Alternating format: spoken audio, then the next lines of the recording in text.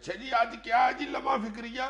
یار آج لمحہ فکریہ میں ایک ایسے موضوع پر بات کرنا چاہ رہا ہوں جس سے یہ پتہ چلتا ہے کہ ایک مغربی معاشرے میں اور ہمارے ہاں انسانی زندگی، بلکہ میں تو کہوں گا کہ حیوانی زندگی کی قدر و قیمت میں کتنا فرق ہے۔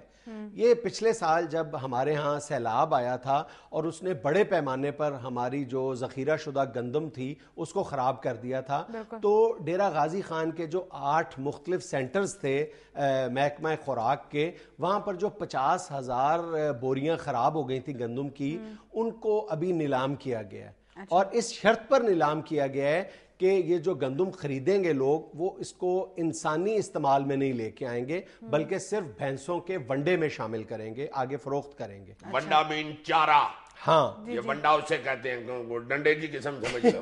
لیکن ظلم یہ ہوا ہے کہ ابھی تک جو 44,000 بوری جو ہے سپلائی کر دی گئی ہے، اس میں سے کم از کم 6,000 بوری تو براہ راست ملاوٹ کر کے باقاعدہ فلور ملز کو فروخت کر دی گئی ہے، انسانوں کے لیے، ٹھیک ہے۔ اور جو باقی ونڈے کے طور پر سپلائی کی جا رہی ہے وہ اس قدر زہریلی گندم ہے کہ وہ ونڈا کھانے سے کراچی میں جو گوالا کالونی ہے وہاں پہ 16 بھینسیں اور فیصل آباد میں 4 بھینسیں یہ ونڈا کھانے سے ہلاک ہو چکی ہیں۔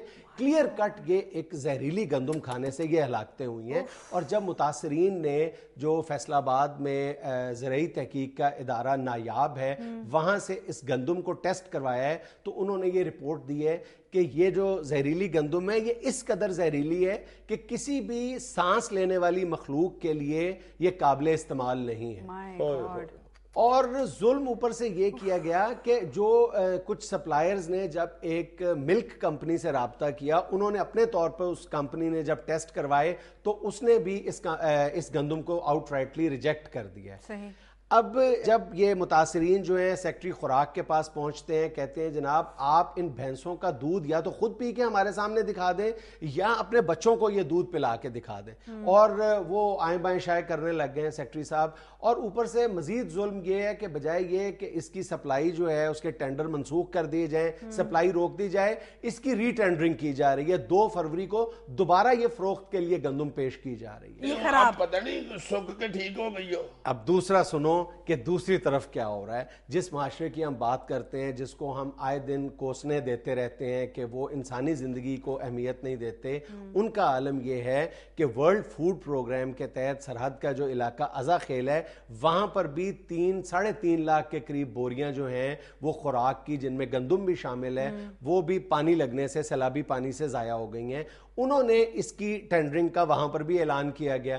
وہاں پہ شرط یہ رکھی گئی تھی کہ جو پارٹی بھی اس کو خریدے گی نہ وہ ان کو انسانوں کے لیے استعمال کرے گی نہ حیوانوں کے لیے استعمال کرے گی، اس ذخیرے کو صرف کھاد کے طور پر استعمال کیا جائے گا، اور وہ بھی ان جگہوں پر استعمال کیا جائے گا جہاں پر آئندہ 6 ماہ کے لیے کوئی خوراک حاصل کرنے والی جو فصل ہے وہ کاشت نہیں کی جائے گی، کوئی سبزی نہیں، کوئی گندم نہیں، کوئی صرف کپاس کے لیے وہ بطور کھاد استعمال کی جا سکے گی۔ دوانوں میں بھی پڑ سکتی ہے، دوانوں تو بڑا تگڑا ہوتا ہے، اسے کیا فرق پڑتا ہے؟ اس کے باوجود ورلڈ فوڈ پروگرام کے جو آفیشلز تھے ان کو یہ شک تھا کہ کہیں یہ گندم مس یوز نہ ہو اور نہ جانے یہ کھاد کے طور پر بھی استعمال ہو سکتی ہے یا نہیں، تو دنیا بھر سے اس گندم کے 5 مزید ٹیسٹ کروائے گئے ہیں، جس کے بعد انہوں نے غالباً اب وہ اس نتیجے پر پہنچ رہے ہیں کہ ہم یہ گندم بطور کھاد بھی استعمال کرنے کے لیے نہیں دیں گے، بلکہ اس کو زمین کے اندر گہرے گڑھے کھود کر